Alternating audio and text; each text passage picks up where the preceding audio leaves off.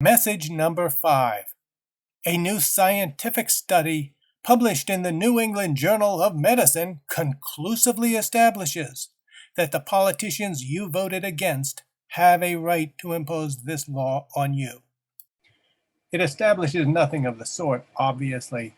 What they're doing is they're using the excuse that this is for your own good, for your own protection, as an excuse for violating your unalienable right to drink the product of your choice, whether it's water, wine, or turpentine. It's your body and it's your life.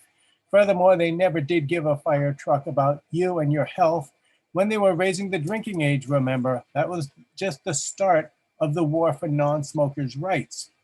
And the government was selling cigarettes to prisoners so they could poison their cellmates. They were smoking in bars. They still can smoke in bars in some places, but not in New England.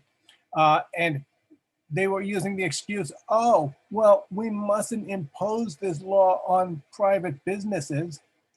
Well, excuse me, they have a cap on the number of licenses, and they get to have a liquor license and run a saloon, and somebody else can't just open a saloon and forbid smoking. And furthermore, even when the owner of the place refuses to allow smoking, they had to put up with it anyway. The smokers would just go ahead and poison us wherever they found us.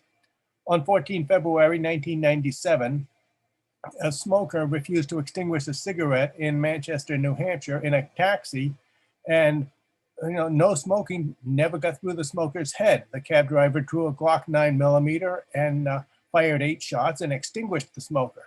Now, a bullet got through the smoker's head. That's what it took. And the state put the innocent cab driver in prison for, quote, murder, unquote, as if the cab driver was the one who was doing something wrong. You had to let them poison you wherever they found you, even in your own car. They never gave a fire truck about the public health. They never gave a fire truck about you and your well-being. It was just a lame excuse for violating your right to destroy yourself with the product of your choice. And there are other chess moves available to them. For example, they can say, okay, you're last on the list for an organ transplant, or they can allow the organ donors who want to sign these papers to say, you're last on the list for a transplant. Why should somebody have to die waiting for a lung transplant while your lung goes to somebody who deliberately destroyed original equipment by smoking?